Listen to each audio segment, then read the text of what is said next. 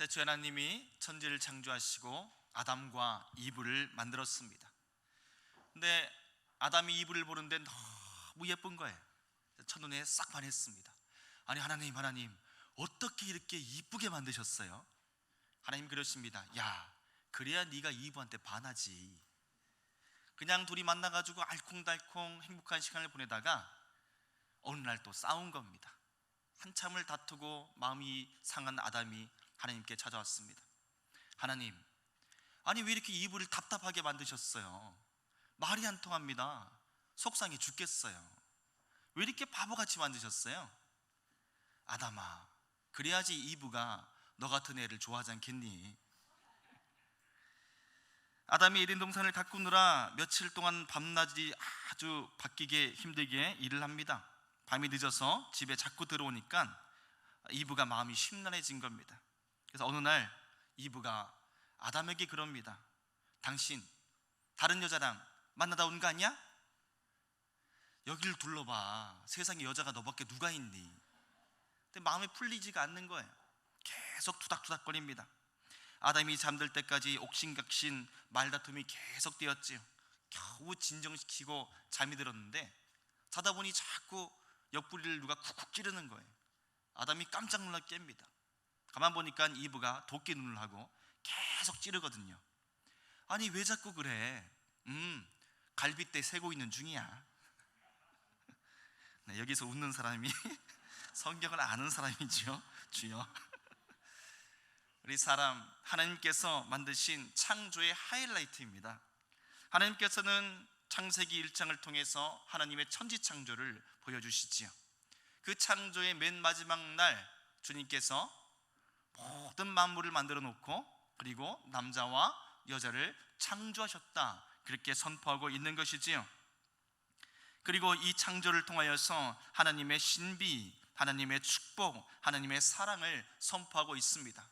그 놀라운 축복의 말씀이 바로 26절부터 28절까지 이렇게 선포되고 있지요. 같이 한번 읽어보겠습니다. 시작. 하나님이 이르시되 우리의 형상을 따라 우리의 모양대로 우리가 사람을 만들고 그들로 바다의 물고기와 하늘의 새와 가축과 온 땅과 땅에 기는 모든 것을 다스리게 하자 하시고, 하나님이 자기 형상 곧 하나님의 형상대로 사람을 창조하시되 남자와 여자를 창조하시고 하나님이 그들에게 복을 주시며 하나님이 그들에게 이르시되 생육하고 번성하여 땅에 충만하라. 땅을 정복하라. 바다의 물고기와 하늘의 새와 땅에 움직이는 모든 생물을 다스리라 하시니라. 아멘. 이처럼 하나님께서는 창조의 가장 하이라이트 부분에 우리 사람을 만드셨고 축복하셨고 하나님의 놀라운 은혜와 하나님의 목적과 비전을 여기에 심어주십니다. 근데 하나님께서 만드신 이 공동체를 보면 여기엔 특징이 있습니다. 하나님은 태초에 남자와 여자만을 창조하신 것이 아니라 하나님과 남자와 여자가 함께하는 공동체를 만드셨다는 것이에요. 그래서 하나님께서 태초에 만드신 것은 무엇입니까? 그냥 단순히 남자를 만들었다, 여자를 만들었다, 이게 아니라 하나님의 가정이라는 공동체를 최초로 만드셨다, 이 말씀입니다. 그래서 우리는 이 창세기 말씀을 통하여서 하나님이 만드신 태초의 공동체, 가정 공동체의 특징을 발견해야 되는 것이지요. 하나님은 이 말씀을 통하여서 가정에 축복을 주십니다. 하나님은 이 말씀을 통하여서 가정에 은혜를 주십니다. 그리고 우리의 모든 가정이 하나님의 태초의 가정의 축복을 누리며 살기를 기뻐하시는 것이지요. 그러면 하나님이 만드신 가정의 특징은 무엇일까요? 첫째는 가정은 하나님 중심 공동체라는 것입니다. 남녀성교회가 교회에서 모임을 가졌습니다. 여전도회 회원들, 남성교회 회원들 따로 모이지 않습니까? 여전도회 회원들이 모여서 그런 얘기를 하는 거예요. 야, 남자들은 다 구제불능이야. 생각이라는 것이 있는지 몰라. 글쎄 무슨 말을 하면 한쪽 귀로 듣고는 한쪽 귀로 다 흘려버린다니까. 답답해 죽겠어. 막 그러면서 웃는 것이지요. 그러자 한쪽편에서 남성교 회원들이 모여서 수다를 떱니다. 여자들은 너무 힘들어. 진중한 면이 없어. 글쎄 무슨 말을 하면 양쪽 귀로 들었다가 입으로 다 쏟아낸다니까. 굉장해. 남자와 여자를 하나님은 다르게 만드셨지요. 남자와 여자는 다른 존재입니다. 그런데 이 다르게 만드신 것에 하나님의 섭리가 있다는 것이지요. 가정의 중심은 남자와 여자가 아닙니다. 가정의 중심은 누굽니까? 이 둘을 만드신 하나님이라는 것이에요. 그래서 남자와 여자가 서로를 바라보며 살아서는 안 됩니다. 누구를 바라보며 살아야 되겠습니까? 하나님 한 분을 나란히 바라보면서 주님과 함께 걸어가는 믿음의 동력자, 믿음의 공동체, 그것이 하나님의 가정인 것이지요. 그래서 우리는 결혼식을 할 때에 이 하나님의 가정이라는 것을 선포하기 위하여서 주례를 하는 주례 목사님이 있고, 그리고 남자와 여자가 마주보며 함께 주례 목사님을 바라보며 섭니다. 주례 목사님이 서는 자리는 사실은 하나님께서 함께 하신 자리다, 이것을 상징하는 것이지요. 그리고 남자와 여자가 주례 목사님을 바라보는 것은 우리가 이제는 우리 가정을 만드신 하나님을 함께 바라보면서 걷겠습니다, 이 믿음의 고백을 하고 있는 것이지요. 창세기적인 구조입니다. 근데 이런 구조를 가정이 잃어버리기 때문에 가정에 불화가 찾아오고 어려움이 찾아오게 되는 것이지요. 그래서 하나님이 없는 가정은 주도권 싸움을 하기 시작합니다. 누가 이 가정의 주인이 되어야 되겠느냐, 여기에 대해서 확실한 결정을 내리지 못하지요. 어떤 가정은 심리적 우위에 따른 주도권을 주장하기 시작합니다. 둘 중에 누가 먼저 사귀자고 얘기했나, 여기에 따라서 달라지는 거예요. 네가 좋다고 날 따라왔잖아, 그러니 내가 주인이 돼야지. 무슨 소리야, 나 없으면 죽는다며, 내가 이 가정의 주인이야. 여러분, 그렇게 심리적 우위에 따른 주도권의 경쟁이 일어납니다. 혹은 어떤 사람들은 경제적 우위에 따른 주도권을 주장합니다. 누가 경제력이 좋냐, 누가 이 가정에 돈을 벌어오느냐. 그렇게 하고 나니까 어떤 어려움이 생깁니까? 돈 다 벌고 은퇴하고 나면 그때부터 가정이 난리가 나는 것이지요. 혹은 성격적 우위에 따른 주도권을 주장합니다. 남자와 여자 중에, 남편과 아내 중에 이 가정에 누가 성격이 가장 더럽냐, 여기에 따라서 주도권이 달라지는 거예요. 목소리 큰 사람이 이기게 되는 것이지요.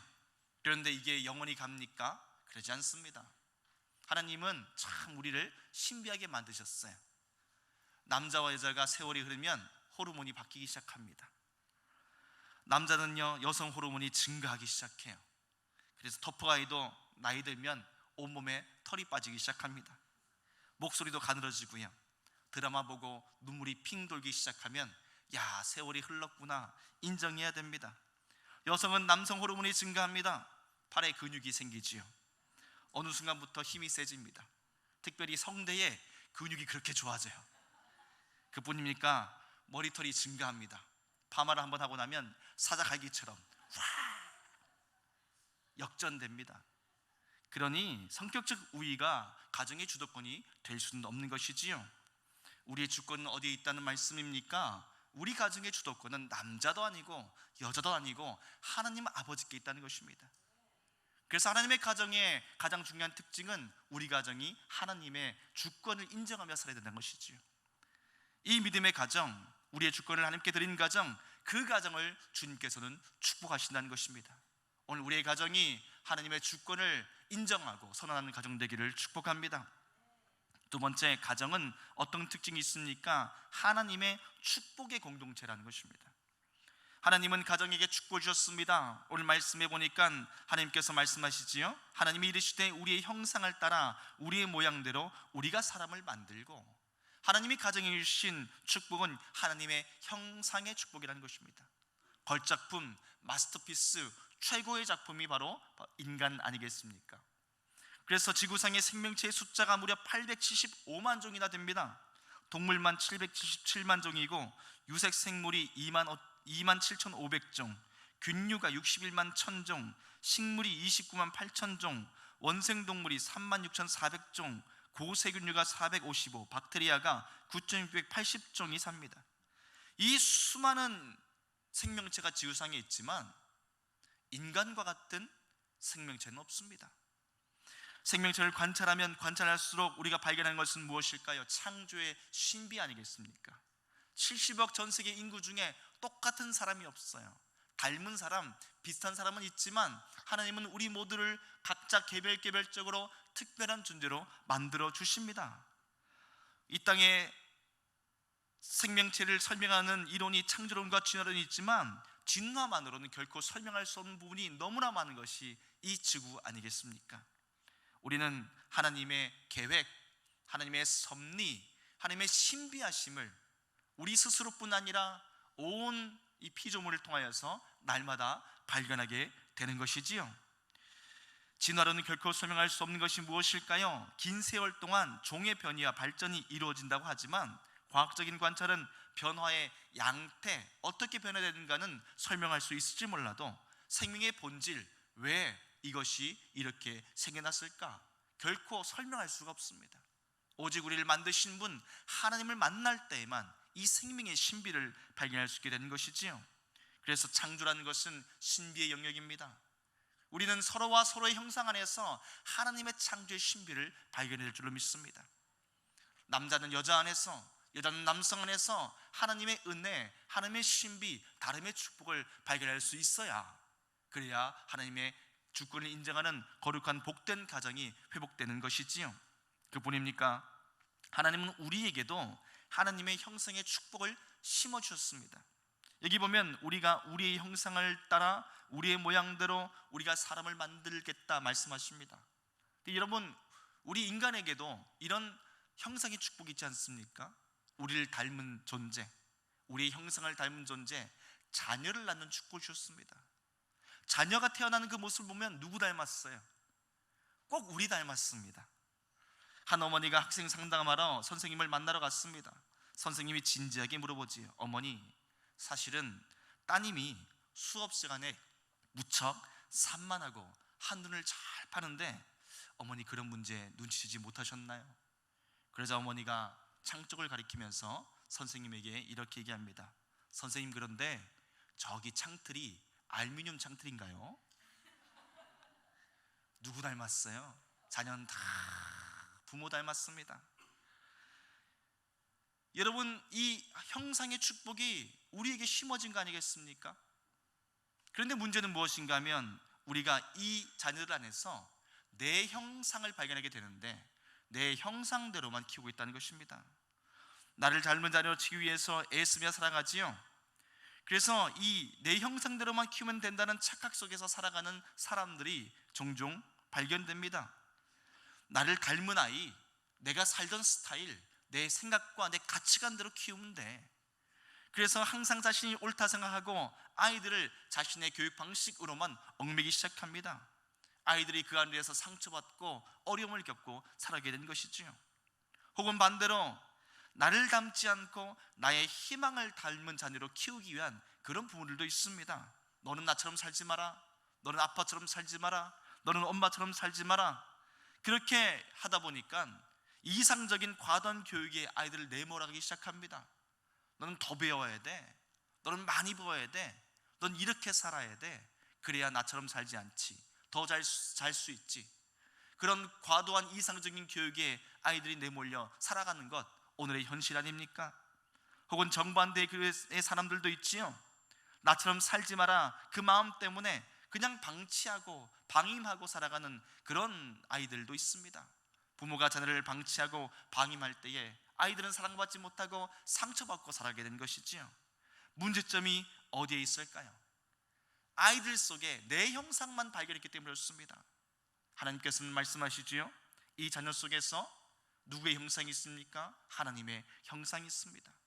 우리가 우리의 형상을 따라서 우리의 형상대로 너희를 만들겠다.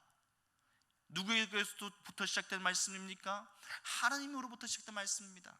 그 말씀은 우리 자녀가 나를 닮았지만 그 자녀는 나보다 누구를 더 닮았다는 것입니까? 하나님의 형상을 더 닮은 존재라는 것이에요. 그래서 우리는 우리의 자녀를 내 형상대로 키울 것이 아니라 그 안에서 하나님의 형상을 발견하기 위해서 힘쓰고 애써야 되는 것이지요. 하나님을 만나게 해야 합니다. 하나님의 성품으로 양육해야 됩니다. 주의 말씀으로 우리의 살아가는 자녀를 세우는 것, 이것이 진정한 가정의 축복인 줄로 믿습니다. 오늘 우리의 가정 하나님의 형상대로, 우리의 자녀 하나님의 형상으로 세우고 양육하고 믿음으로 키워나가는 가족들 되시기를 축복합니다. 하나님은 또한 우리에게 어떤 축복을 주셨을까요? 생육과 번성의 축복을 부어주십니다. 28절 말씀입니다. 하나님이 그들에게 복을 주시며 하나님이 그들에게 이르시되 생육하고 번성하여 땅에 충만하라. 땅을 정복하라. 바다의 물고기와 하늘의 새와 땅에 움직이는 모든 생물을 다스리라 하시니라. 아멘. 하나님은 창세기에 고정적으로 선포하시는 축복의 메시지가 있습니다. 생육과 번성이란 축복이에요. 근데 이 생육과 번성이란 축복은 어떠한 형태로 나타나는가? 첫째는 충만함의 축복으로 나타납니다. 그리고 그 다음으로는 주님께서 말씀하신 정복의 은혜, 그리고 다스림의 은혜, 이 세 가지가 가정 가운데 선포되어야 됩니다. 충만, 하나님의 비전으로 충만해야 되지요. 그냥 자녀를 낳았다고 해서 가정이 되는 것이 아닙니다. 번식은 동물도 하는 것이에요. 근데 주님께서는 우리에게 번식하라고 하지 않고 번성하라고 말씀하십니다. 번성 안에는 하나님의 비전이 충만한 은혜가 있어야 되는 것이지요. 그 비전으로 우리 사랑하는 가정을 채워나갈 때에 생육과 번성의 축복이 주어지는 것입니다. 또한 정복의 은혜가 있어야 됩니다. 가정, 그것은 함께 프론티의 정신을 가지고 문제를 해결해 나가는 공동체입니다. 가정에 문제가 있습니까? 함께 해결해 나가는 것이 번성과 생육의 축복입니다. 남편만 자녀의 양육을 책임질 것이 아니지요. 아내만 자녀의 양육을 책임질 것이 아닙니다. 가정에 재정적인 문제가 있습니까? 진로의 문제가 있습니까? 고민의 문제가 있습니까? 많은 문제가 있습니까? 이 문제 누구에게만 짐을 지우라는 것이 아니에요. 우리가 기도하면서 말씀 안에서 함께 문제를 헤쳐나가는 프론티어 공동체가 하나님의 가정 공동체인 것입니다. 그뿐입니까? 다스림의 은혜가 있어야 되지요. 가정을 이루는 그 순간부터 우리는 다스림의 권세, 하나님의 지혜가 필요합니다. 가정을 잘 경영하는 사명이 부부에게 있는 것이지요. 재정도 함께 잘 경영해야 됩니다. 건강도 같이 경영해야 됩니다. 영성도 경영해야 됩니다. 자녀와 그 후속까지 얼마나 우리가 잘 경영해야 되겠습니까?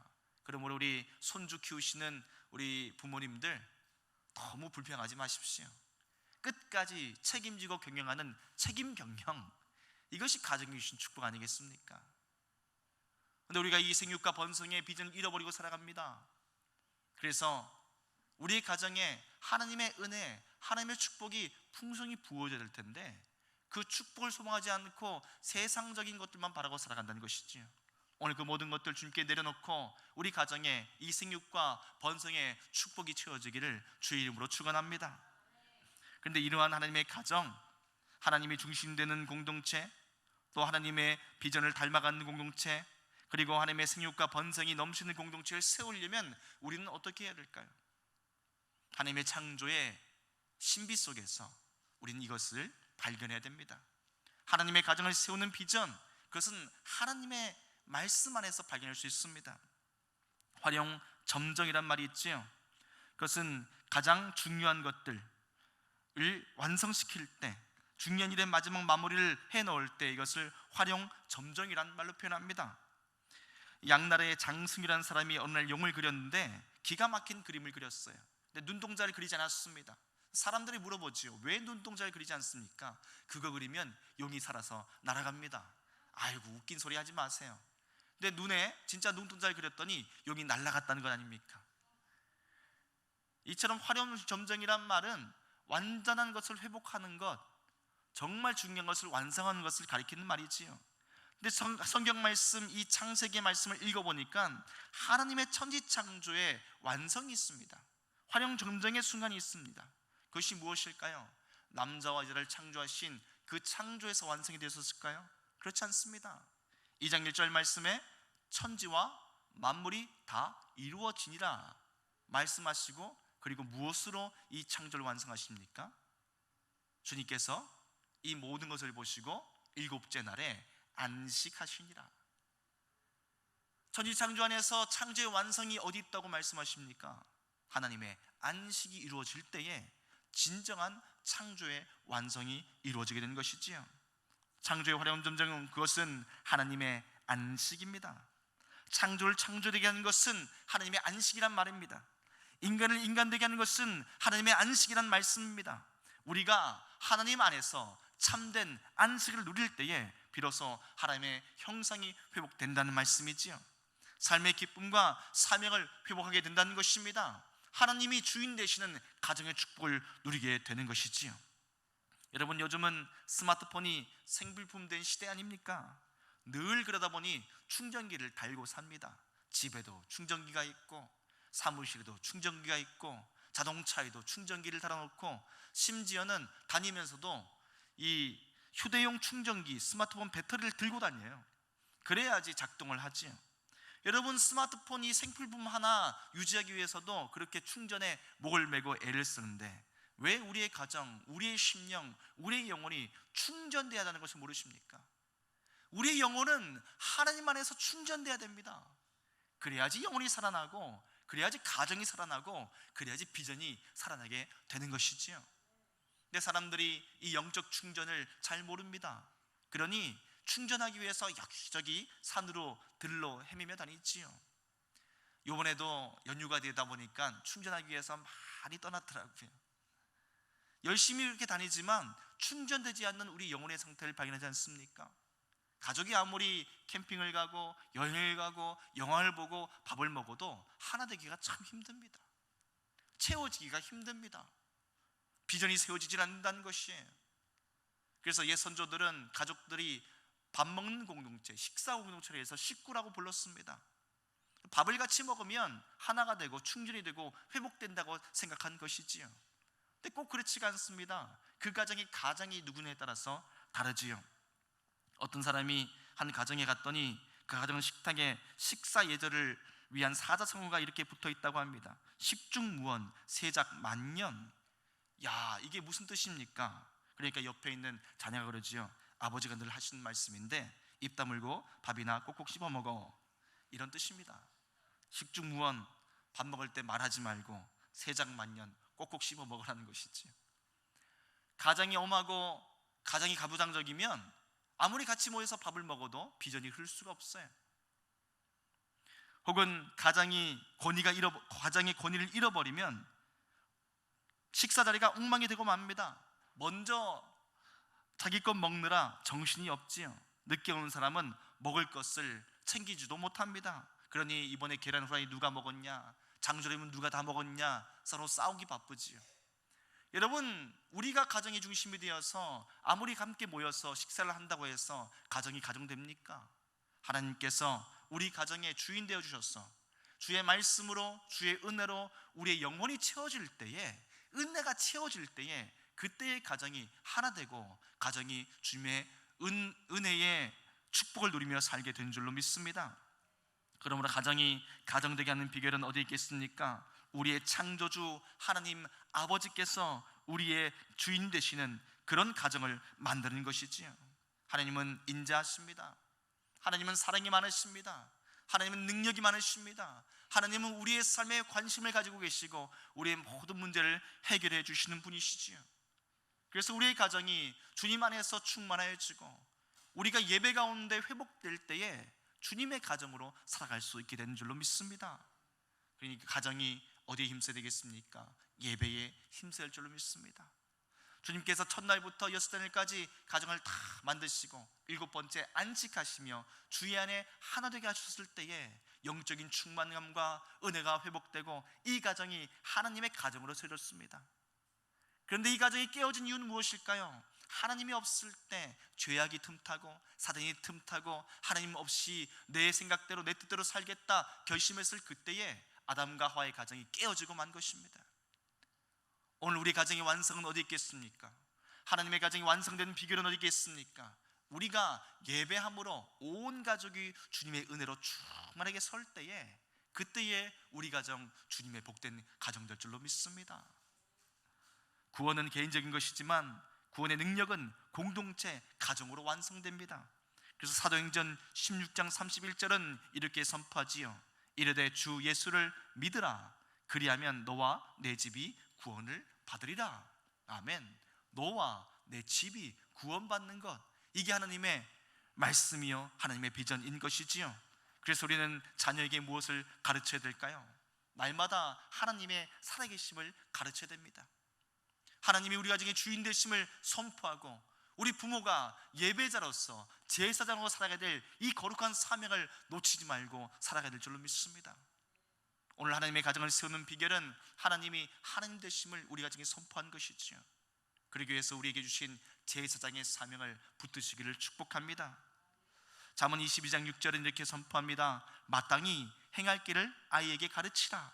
그리하면 늙어도 그것을 떠나지 아니하리라. 우리 인생에 마땅히 가르칠 것이 있다면 내가 만난 하나님, 내 삶의 구원자이신 그 하나님의 은혜, 그 거룩한 말씀, 이것을 보여주고 경험케 하고 증언하는 거룩한 제사장의 사명인 줄로 믿습니다. 오늘 우리의 가정에 세워야 할 거룩한 예배의 비전이 있음을 기억하십시오.